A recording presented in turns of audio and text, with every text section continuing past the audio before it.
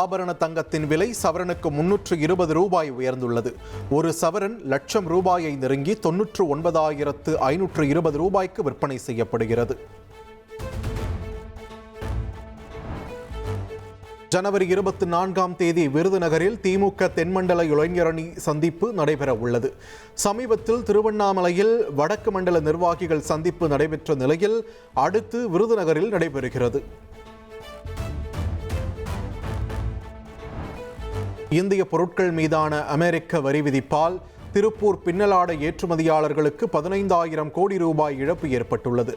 பாதிப்புகளை இருதரப்பு ஒப்பந்தம் மூலம் விரைந்து களைந்திட வேண்டும் என்று பிரதமர் மோடிக்கு எழுதிய கடிதத்தில் முதல்வர் ஸ்டாலின் வலியுறுத்தியுள்ளார். ஈரோடு விஜயமங்கலத்தில் இன்னும் சற்று நேரத்தில் தாவேக தலைவர் விஜயின் மக்கள் சந்திப்பு நிகழ்ச்சி தொடங்க உள்ளது. தனி விமானம் மூலம் கோவை சென்ற விஜய் சாலை மார்க்கமாக ஈரோடு சென்று கொண்டிருக்கிறார். ஈரோட்டில் விஜய் மக்கள் சந்திப்பு நிகழ்ச்சியை ஒட்டி பல்லாயிரக்கணக்கான தாவேக தொண்டர்கள் திரண்டுள்ளனர். இன்னும் சற்று நேரத்தில் விஜய் வருகை தர உள்ள நிலையில் அவரை வரவேற்க தொண்டர்கள் காத்திருக்கின்றனர். ஈரோட்டில் விஜய் மக்கள் சந்திப்புக்கான ஏற்பாடுகள் தயார் நிலையில் உள்ளன. திருப்பூர், நீலகிரி, கோவை, ஈரோடு மாவட்டத்தைச் சேர்ந்த 1500க்கும் மேற்பட்ட போலீசார் பாதுகாப்பு பணியில் ஈடுபட்டுள்ளனர். சென்னையின் முக்கிய நீர் ஆதாரங்களில் ஒன்றான புழல் ஏரி 10வது நாளாக முழு கொள்ளளவுடன் கடல் போல் காட்சியளிக்கிறது. தொடர்ந்து 50 கன அடி வெளியேற்றப்பட்டு வருகிறது.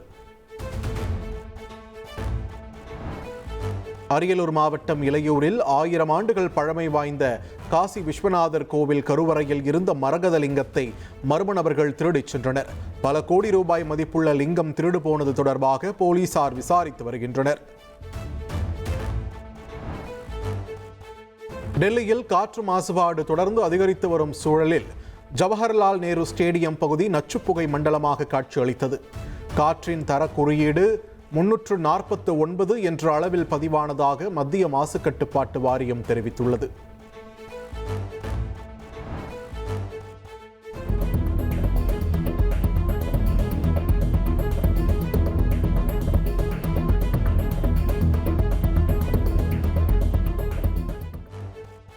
இமாச்சல பிரதேசத்தில் சுற்றுலா பயணிகளின் வாகனம் ஓட்டுநர் இல்லாமல் திடீரென செங்குத்தான சரிவில் பின்னோக்கி நகர்ந்தது.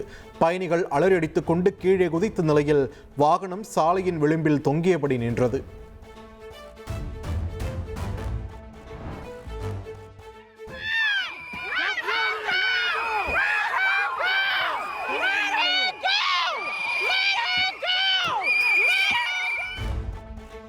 அமெரிக்காவின் மினசோடா மாகாணத்தில் கர்ப்பிணி பெண்ணை பனி சூழ்ந்த சாலையில் தரதரவென இழுத்துச் சென்ற அதிகாரி.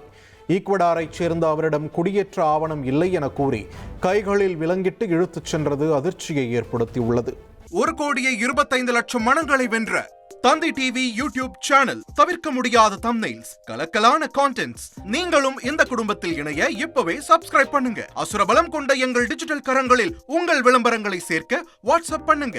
8939888378. Email advttv@dttv.in.